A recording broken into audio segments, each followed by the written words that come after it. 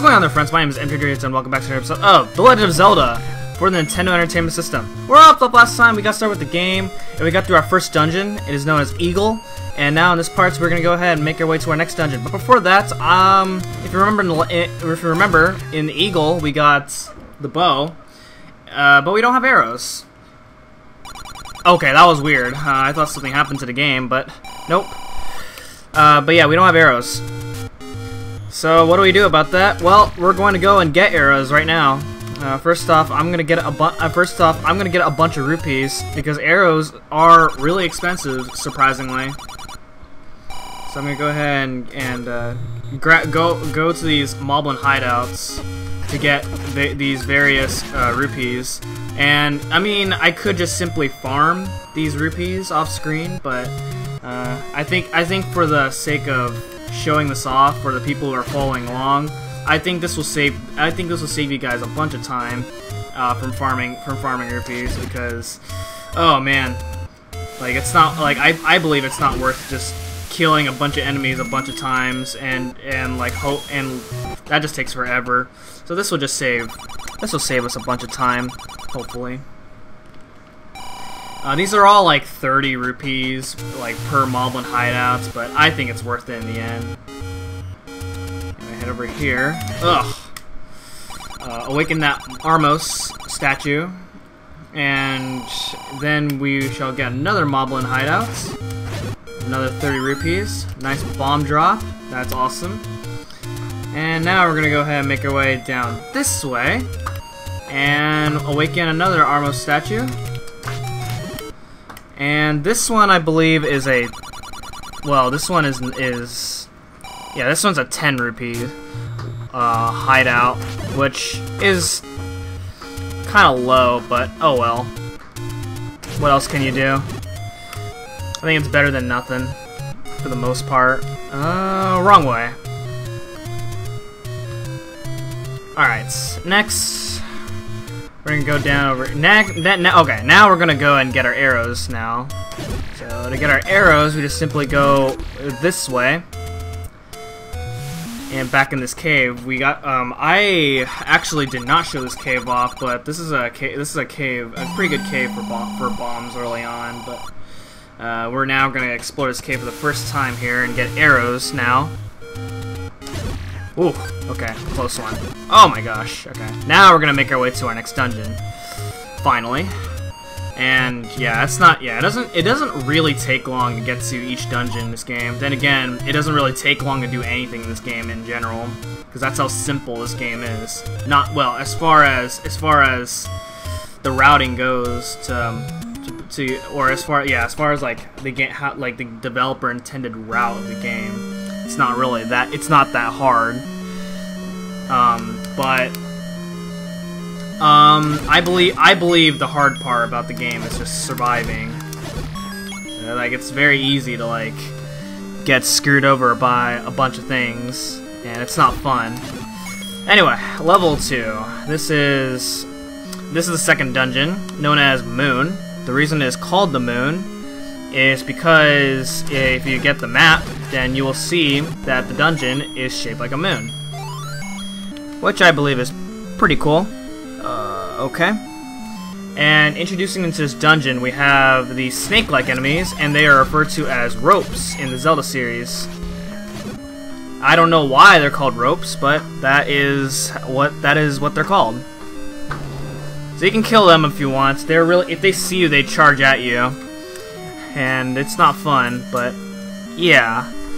Alright, let's see. I believe I go up over here. Okay. And then we have these enemies, Gurias. And interesting enough, if you kill like one certain one, then all the other ones in the room will die, which is kind of weird. Okay, more ropes. If you have sword, this is really easy with sword beams. Okay, pick up that key, and then we shall make our way this way. Well, you don't have to come over here, but you will get something pretty cool if you do so. This room is really hard because not only you're dealing with these blue Gorias, which are already a pain in the butt to deal with, but there's also these torches that are shooting at you. So you kind of don't have much room to mess around here. So there we go. We got the blue boomerang, which is your upgraded boomerang. Now we're going to go ahead and head over here and fight this mini boss. I believe this mini boss is Moldorm. Ooh. Okay, that was close. Ugh. Okay, there we go. And grab our key there. You can actually go that way and get more bombs. Because I'm already maxed out on bombs, I don't need to do that. So the rest of it is just going. So the rest of this dungeon is pretty much straightforward now. You may notice I did not pick up the compass or the map, and that's because I'm not going to be picking them up at all. As far as the route that I'm taking.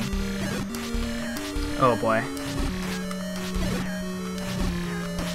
Oh my gosh. It's alright though, it doesn't really matter how much damage I take here, because the boss isn't really that hard. Alright, and you get more bombs there, which, actually, you do need bombs in order to defeat this boss right here. This is the King Dodongo. Oh, okay, well that was bad. What?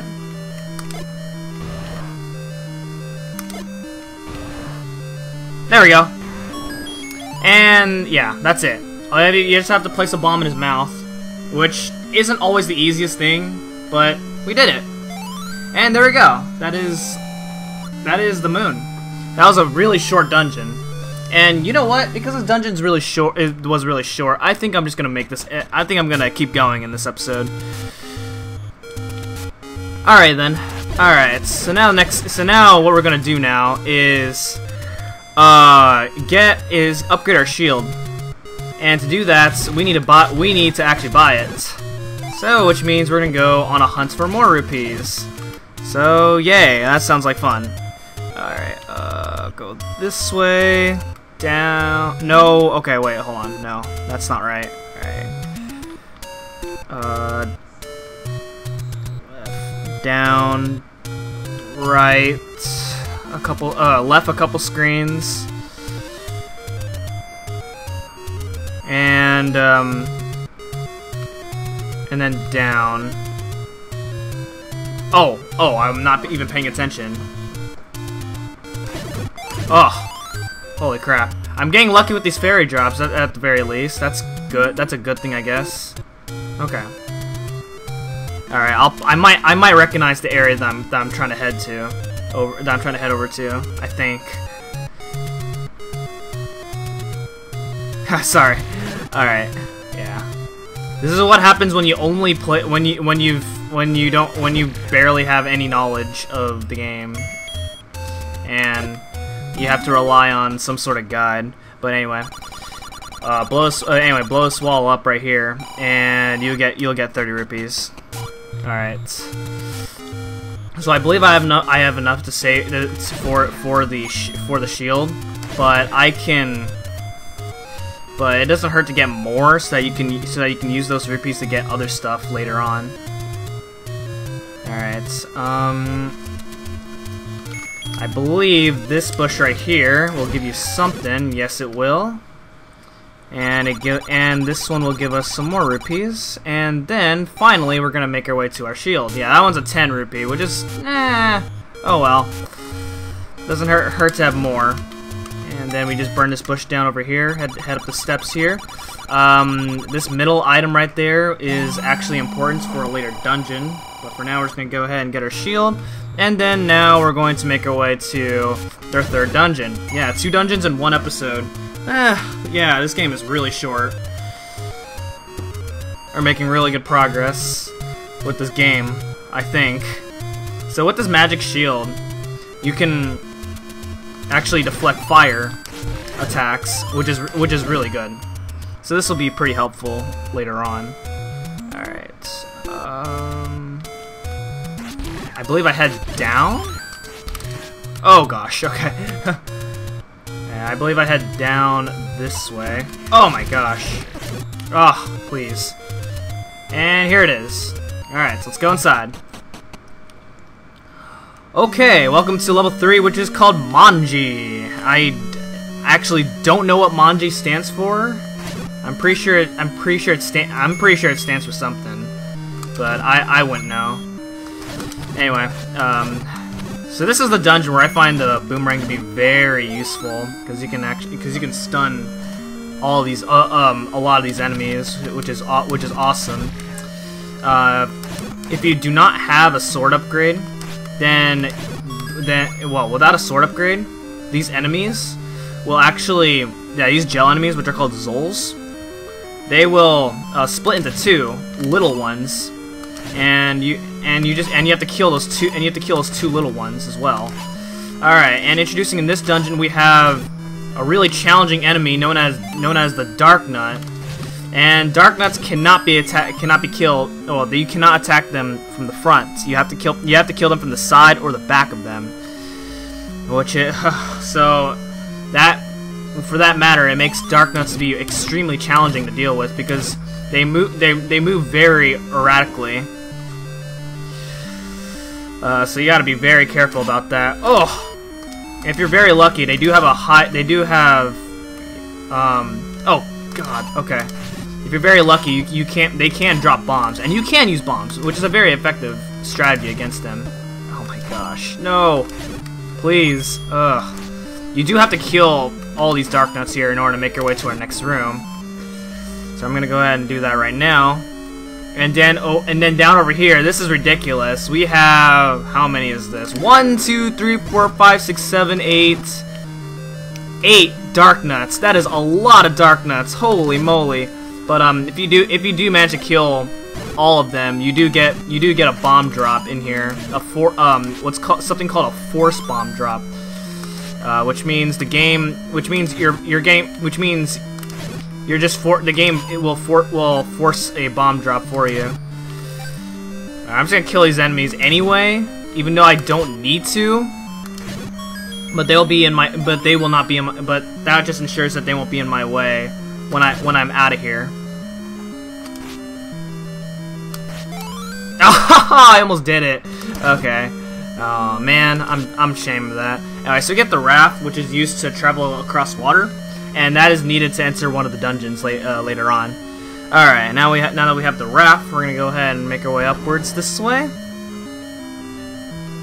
Head up over here, and we have bubbles, which are really annoying because, well, they don't do any damage to you, thankfully, but if you get hit, you can't use your sword.